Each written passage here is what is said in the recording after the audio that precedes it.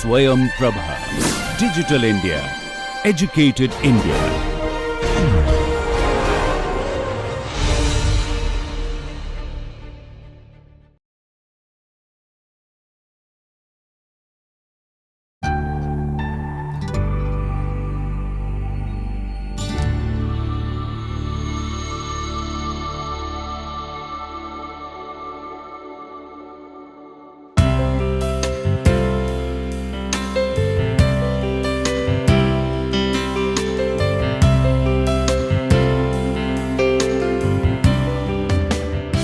Welcome dear participants to the third module of the sixth week.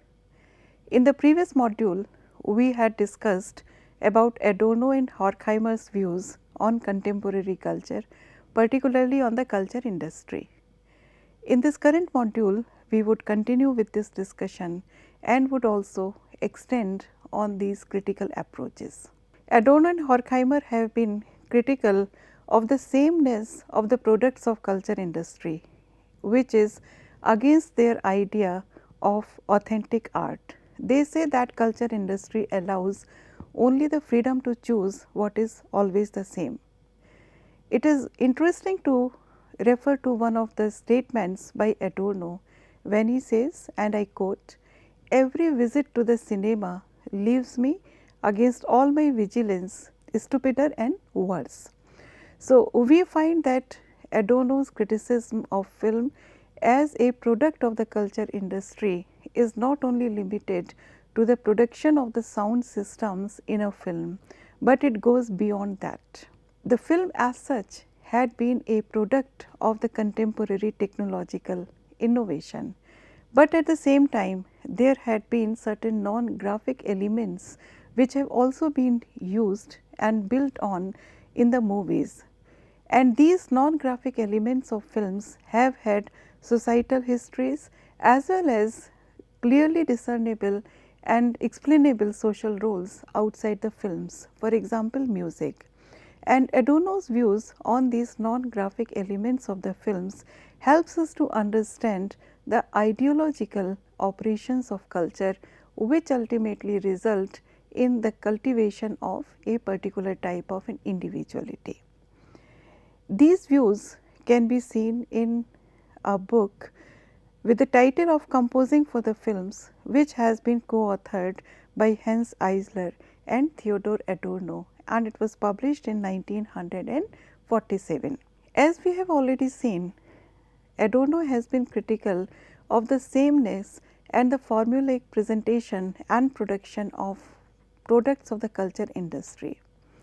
He has said that though the films are capable to present certain closeness to the reality, but they also blur the divide between the reality and the artifice, and they use different resources for that. The technological resources are there, but at the same time the aura of the film stars, the star system is also used to blind the people towards the reality of life. He also says that the element of music is also used to produce this type of sameness in the ultimate production of the movies. He refers to the jazz and the popular music which do possess predictable notes and chords. The predictability of music and its soothing and calming effect on man, an effect which dulls the mind and therefore soothes the mind, can also be seen in the portrayal of George Orwell's famous book 1984, in which he has depicted the dumbing effect of the songs which are being continually played by the big brother over there. So, consumer is lulled into a sense of security through the predictability of these notes, the predictability of these sounds, and it is exactly the same aspect which has been delineated very sensitively by George Orwell in his novel 1984.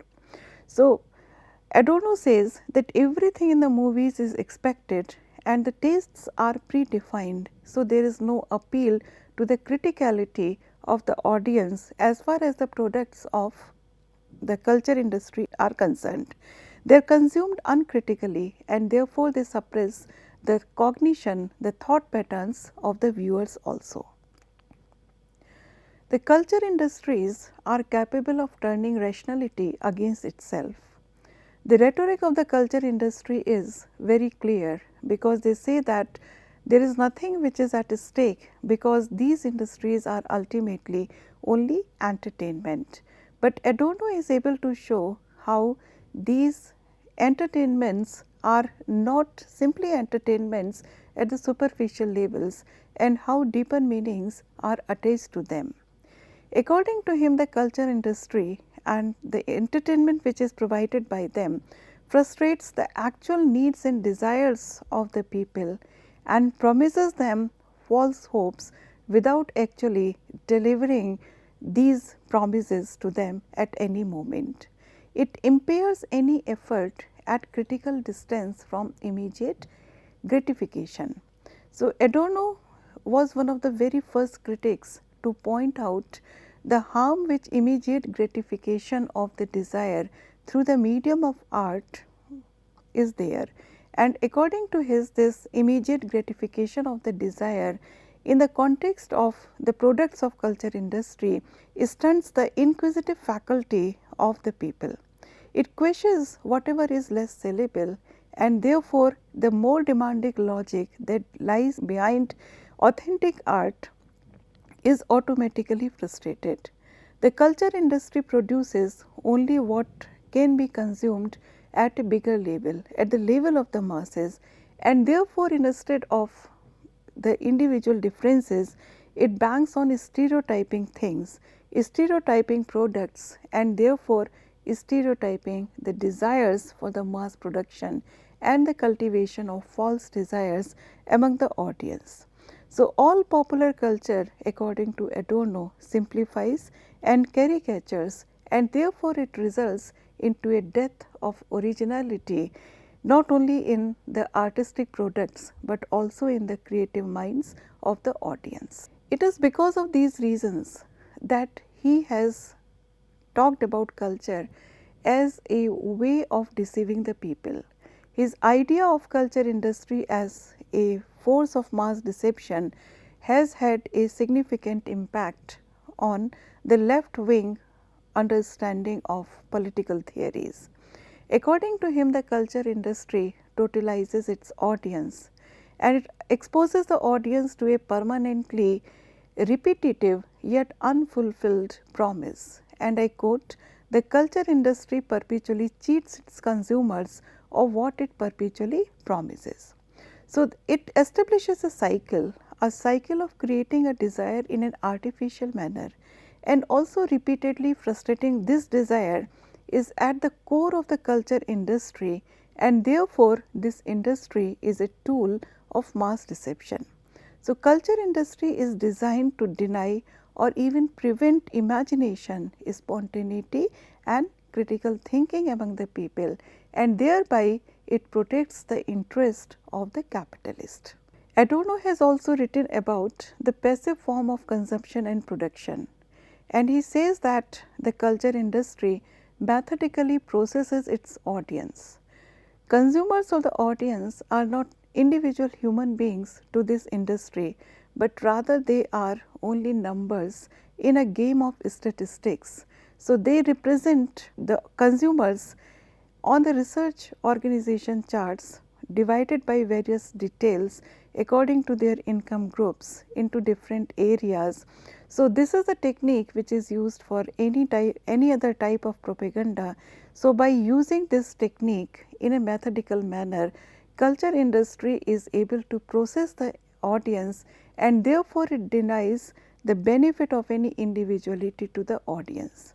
It results into a social subordination, which is the only imaginable mode of subjectivation even on the side of production, and this is organized from above.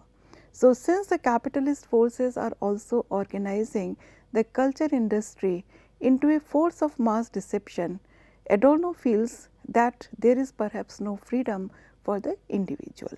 Unlike the theories which have been presented in the same realm by Benjamin or Brecht, we find that in the model of Adorno there is no freedom. Rather, this is a very straightened model which has been presented by Adorno and Horkheimer. They have worded the culture industry as an apparatus of seduction. According to them, it not only produces art products, but it also creates moods and emotions among the audience by focusing on certain type of presentations through the art forms and also by creating artificial desires. And it is not only the consumers, not only the audience who are the slaves of this totality or ideology, but the producers themselves are like the cogs in a bigger apparatus. The producers also have been shaped by an abstract system. So, the human subject or employees are beholden to institutions and they do not have any independence or freedom in any way. Adorno has also talked about the advertising and has also said that the logic which he has presented for the culture industry is also applicable to the advertising field. And he particularly says that the assembly line character of the culture industry is also very much suited to advertising. Because of the synthetic and planned method of turning out a product, for example, it is a factory like production not only in the studio, but also in the compilation of different types of pseudo documentary novels, hit songs, the cheap biographies, the cheap serials, the musicals, etc., which are being designed by the culture industry at the level of mass production. The important individual points are made detachable, interchangeable and even technically alienated from any connected meaning which they perhaps had originally. So, they have been decontextualized and therefore, they are also being used particularly for the purpose of advertisement. So, the method of culture industry, the method which they had adopted from the assembly line production of the contemporary industry is also very clearly discernible in the field of advertisement. He also says that advertisements create desires among the people in order to sell their products, in order to maximize their profit. So, advertisements are also tool of manipulation. They do not advertise the merits, but they somehow focus on the creation of artificial desire among the people, and therefore, it is an information which is being disseminated for a specific end, but this specific end is always the profit, and profit is the ulterior motive which lies behind different facets of the culture industry. It may be the musicals, it may be the advertisements, and it may be the production of a movie or the writing of a novel, etc. But we find that it is about the placement of a particular product in a particular context to maximize the profits. So, somehow the desires are created among the audience which suggests to them that the ownership of a product is a way to achieve success and happiness, and that if one owns a particular product, it would enhance the success, the happiness or a sense of achievement. So, the desire is created among those consumers who are already passive, and therefore, the advertisements create a demand where none should have existed originally. So, the artificiality in the creation of desire for the purpose of a capitalist motive of earning profit is deplorable in the ideas of Adorno as well as Horkheimer. So, in a way we can say that the self perpetuating logic of commodity fetishism is behind these particular designs of the culture industry, which have been critiqued by Adorno. Adorno has also talked about homogenization and pseudo individuality of the products. He says that basically the products are duplicatable. There is always something for everyone, and therefore, there cannot be any genuine creativity because things are being produced at a very big level. they are being automated, and therefore, we find that there is a basic homogeneity in the products of the culture industry. The changes which are visible to us are only minor changes, cosmetic changes, and the illusion of choice is being given through the dissemination of standardized and homogenized product with slight variations and differences, and therefore, this also is a part of the culture industry and mass deception. There is no real diversity, and the monopoly market ensures that only the big and the powerful corporations survive. And each product is advertised as being unique by them. However, we find that this is only a pseudo individuality. Something that would appeal to an individual consumer in the mass production means that a product is unique, but it would also simultaneously appeal to millions. So, culture industry, according to Adorno, cultivates different types of mass deceptions, and these contemporary pictorial presentation also confirm a popular version of Adorno's statements. So, Adorno in brief has discussed the concept of the culture industry and its applications in media also. Media, according to him, is also not independent anymore, but then media content, according to Adorno, is adapted to mass consumption. Content is made to appeal to the widest section of the people, and to achieve this, mass media has combined different forms of cultures. It has combined high and low culture, and it has blurred the boundaries between the two. So, masses are perceived as objects of calculation. The culture industry deludes the consumer into thinking that the media is adapted according to his needs, and produces this illusion to strengthen its influence and control over the masses. In actuality, masses simply receive the content that furthers the ruling ideology. So, culture industry also banks on the pliability of media, as Adorno has commented. Culture industry is interested only in sustaining its affinity to capitalism, because the profit margins are the source of its living. So, the impact and power of media has also been utilized by the culture industry, and therefore, the lack of neutrality in the media and the nexus with the capitalist monopoly should not be taken lightly. It functions on the illusion of being informed and involved, but we find that people are dependent on the opinion of the media, and therefore, the illusion of the freedom of the press or the freedom of the media does not allow the people normally to be critical of the people. On the other hand, we find that the culture industry uses the media to disseminate a particular type of product, either as a source of pleasure or as a source of amusement, or it passes on a particular type of information to boost the sales. In a way, we find that culture industry propagates false values with the help of the media and preserves its control by selling the illusion of the good life as reality. These perceptions demote the value of authentic culture. Happiness and the dreams of happiness which the culture industry sells through media are ultimately imaginary.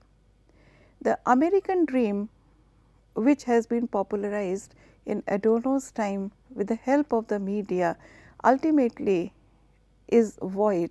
It does not have any real foundation, because it talks about happiness, equality and prosperity, but this focus on American dream hides the actual relations of production in American society and the disparity between the rich and the poor. This cartoon also suggests that the culture industry basically sells a particular dream. It prompts the people to work harder, to earn money, but to earn money in order to buy something, the desire for which has been only artificially created, and it pushes the people into a do loop in which the consumerism is directly linked with amusement, consumerism is directly linked with one's definition of success also.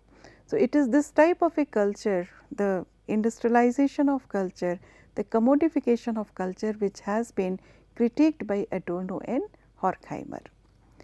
The works of Adorno and Horkheimer have also come into a lot of criticism. People say that it is an elitist view because they have defended modernism against mass culture. Critics also feel that Adorno and Horkheimer have exhibited an ignorance of actual popular culture.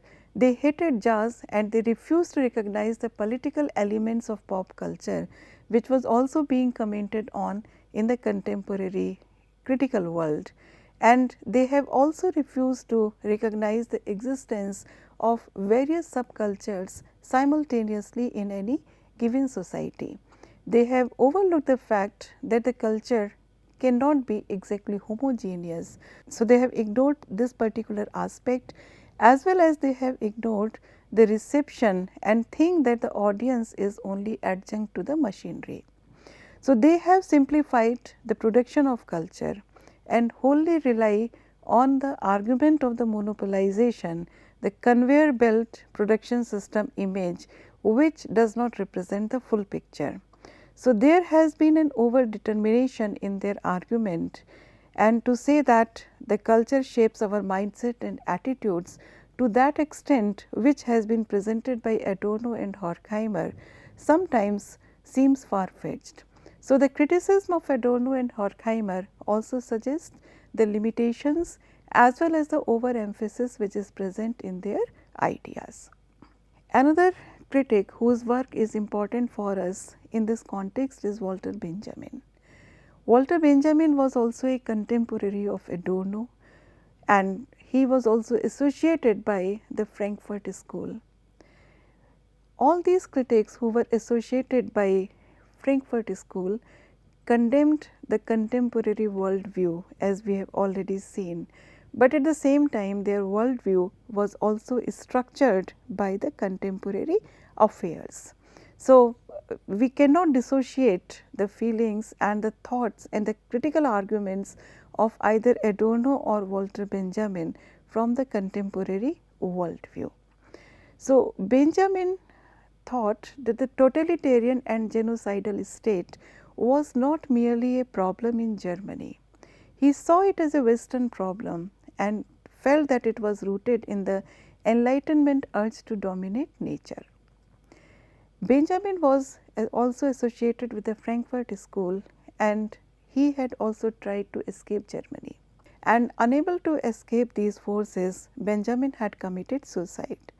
So, we find that there is a strange mixture of ideas and arguments in Walter Benjamin, which puts him sometimes very close to Adorno, but at the same time sometimes very dissimilar to his thinking.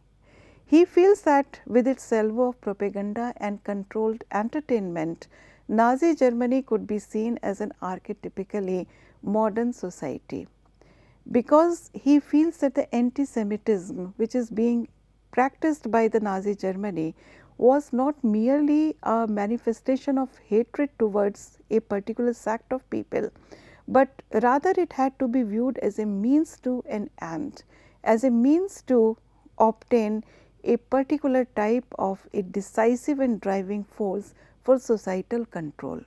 And therefore, he felt that totalitarianism is not only a particular issue with the Nazi Germany, but it is a Western problem which is rooted in the Enlightenment urge to dominate nature and have a control over it. And therefore, he felt that the outcome of the Second World War, which resulted in the defeat of the Nazi Germany, was never fully satisfactory. According to him, it fell short of a final defeat of fascism, and the totalitarian mind prowled everywhere, and the American culture was also not able to escape it absolutely. Walter Benjamin is particularly known for his essay with the title "The Work of Art in the Age of Mechanical Reproduction," which was published in 1936. Benjamin discusses a shift in perception with the rise and development of film and photography. he has talked about mechanical reproduction as having brought a major change in the contemporary culture.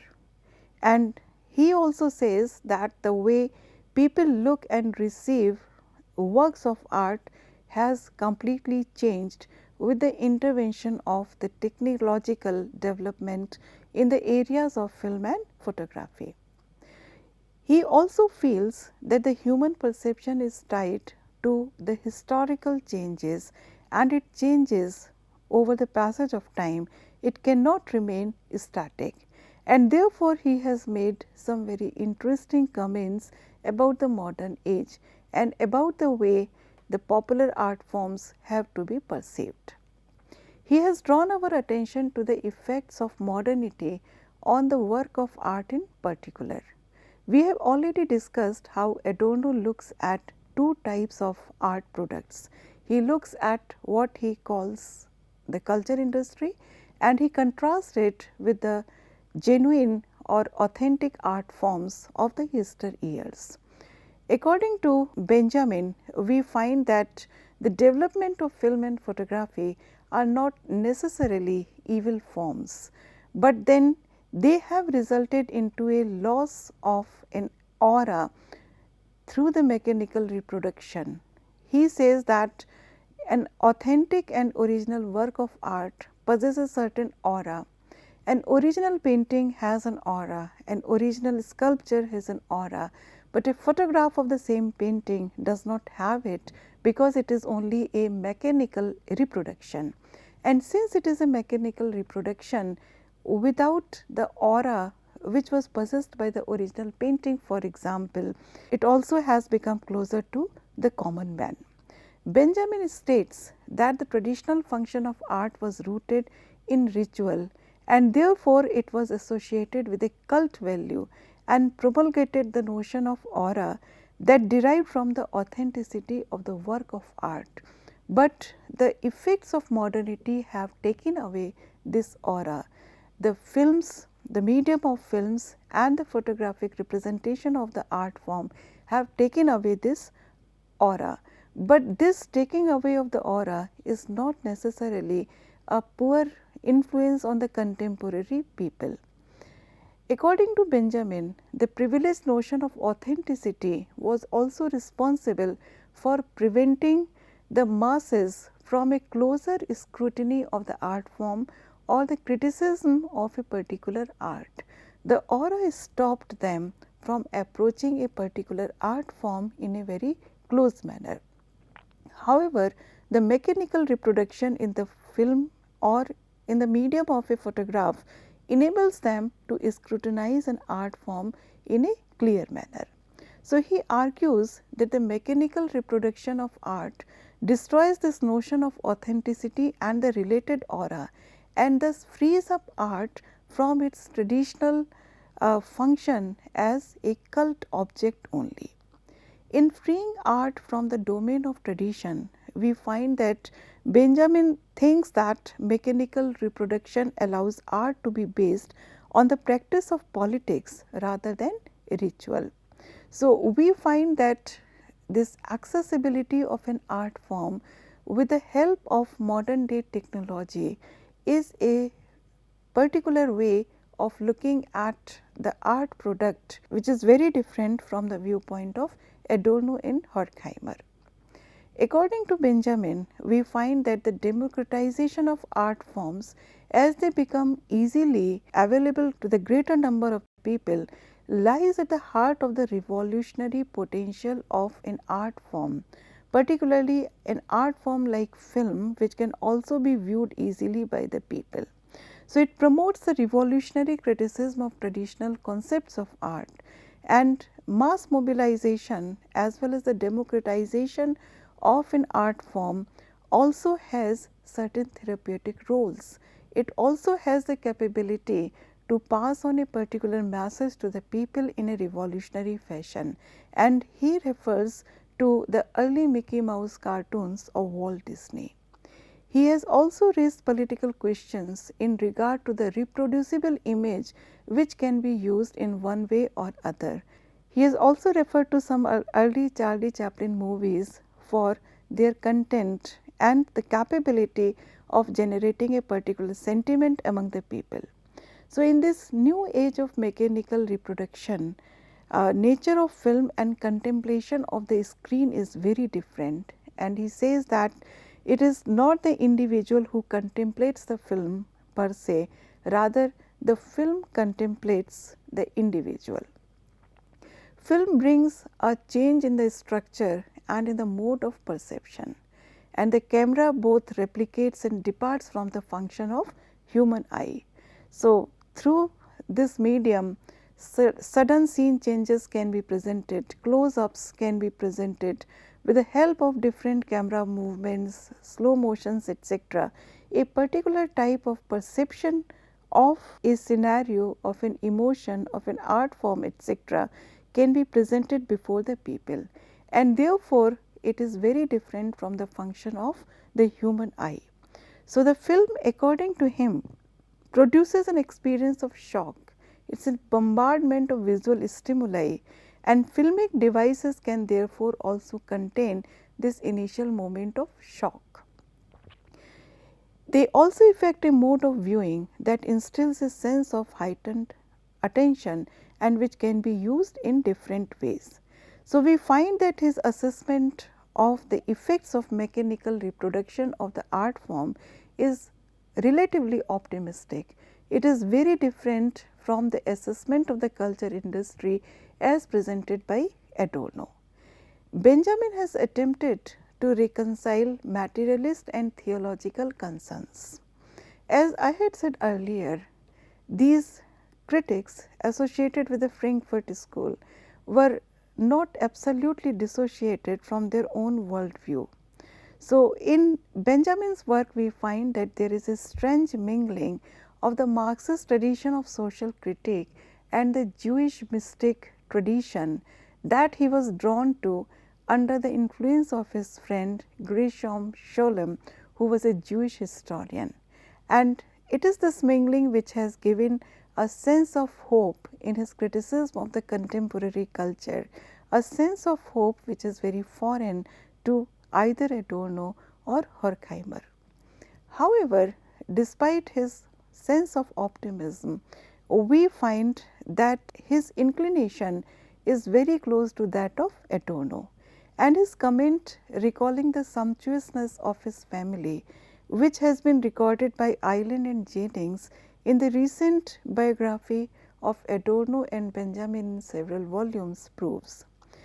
Benjamin belonged to a well-to-do family, and this early recollection of his life suggests how closely he was looking at different issues. So, we find that Benjamin used to critically look at these concepts of ideology and identity formation as closely as Adorno did. Benjamin's reflections on film, technological reproduction as an emancipatory force alongside the proletariat collective nature of such transformation are different from the views of Adorno.